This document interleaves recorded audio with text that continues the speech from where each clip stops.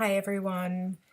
So this is going to be a brief lecture as I've been doing I've already done it for topics 1, 2, and 3, and now this is topic 4, and we're talking about assessment and planning and specifically addressing the diverse cultural and linguistic needs of the students with whom we work.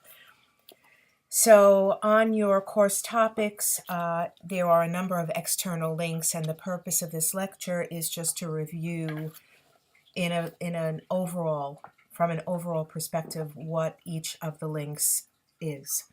So the first link that is down is link number 6, and this talks about one of our newest roles that came about because of No Child Left Behind, and it's called Responsiveness to Intervention, New Roles for Speech-Language Pathologists, and it's written by 4 professionals who kind of wrote the book on this for the American Speech-Language Hearing Association. And it's an article that has been downloaded from ASHA, and it's one of the best overview articles that is part of the professional consultation packet for school-based speech-language pathologists. So please go through it. It talks about our roles, our involvement with collaboration, and in working with classroom staff. The next link that we will be talking about it's kind of a combination 14, 15, 16, and this is also from an ASHA project, and it's called PACE, Performance Assessment of Contributions and Effectiveness of Speech-Language Pathologists. And this was formalized into another link that is something, one of the later links that we'll go through briefly. But these are basically 3 assessments that are give you the perspective of teachers, that's link number 14, students, link number 15, and parents, link number 16. It's in the form of excuse me, a very simple checklist, and it allows the people with whom you work to assess your effectiveness. So I'm presenting this as just, another way of thinking about our accountability. Next, we have link number 22. Link number 22 is a compilation that I put together because this is the topic related to assessment. And these are 3,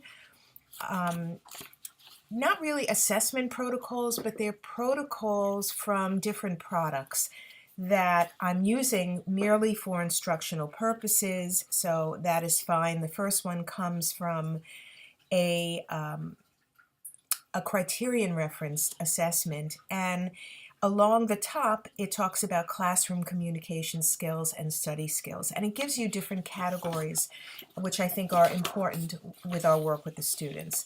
The second one in the packet of 3 comes from a Charlene Simon publication from the 1970s, the late 70s, but she developed a program called Communicative Competence, and it was published in a book.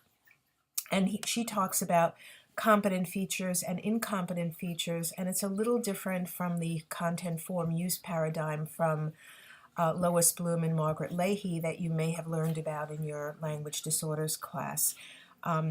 It mixes up the terminology a bit and uses it in a different way, so you'll see that form, function, and style are talked about. And if you look at all of the variables, this too will give you a great overview of areas that we work with.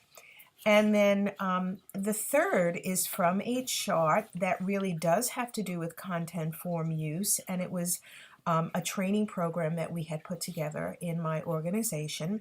And it's just characteristics of children who have language and communication problems, and it's organized in terms of language content, language form, and language use. It talks not only about what the issue is, the characteristics, the potential effect on academics, and the effect on socialization.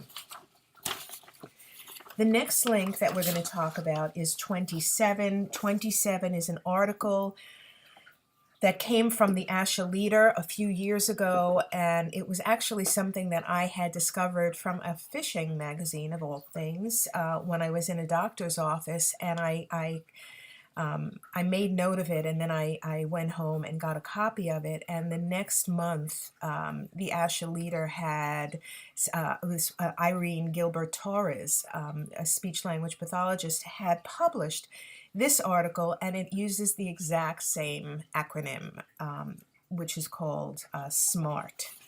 And so you're going to read all about that, and it also pertains to our last topic because it talks about goals and objectives, and the variables that are necessary in each one. So please look at that. It's something also that's used in the graduate program here. Link number 36 pertains to our work in the area of diversity consciousness. It comes from the ASHA website, and it's from the Multicultural Affairs and Resources Office. And it all kinds of reflective assessments about cultural competence and ways that what we can do to help develop our own cultural competence. It comes with a practice portal about bilingual service delivery and all kinds of practice resources. An assessment guide that goes through different languages, a phonemic inventory across languages, what the specific practice issues are for people working in this area, and a lot of information for you as students, specifically when you're graduate students, about grants, etc. Okay, then we have, let's see, we have link number 36. Then we have link number 44, which is a wonderful article written by 3 people from Utah, and it's called The Language of Math. And it's a wonderful introductory article. It was written in 2016, I believe. And it just talks about how math, the language of math, the concepts within math, the vocabulary of math relates to our work with students who have language learning disorders. So there are similar articles for science and for social studies, but I thought that this one in particular was great at this point in the semester. And then we have, let's see, link number 45, which is the PACE document, which is really, it's too lengthy for me. You just have to go through it, and I believe we have an assignment that has to do with that. So that's going to come up later in the semester. And then the last link is link number 46, and link number 46 pertains to response to intervention, or RTI. It's also called Early Intervening Services, or EIS, and there's a lot of information in your textbook about this. It is the part of the NCLB, or No Child Left Behind, and ESSA that pertains to prevention. So it allows us to be involved with students before they become identified as having special education needs. There's a funding formula that the state and local educational agencies use. And this was a wonderful, it was part of the RTI Action Network that ASHA is involved with.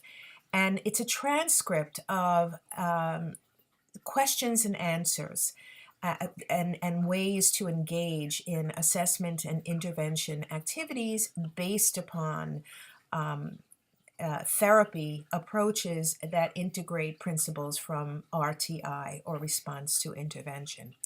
So there you have it, and I will publish this, of course, through YouTube, and you will be able to listen to it as part of the topic number 4. Thank you.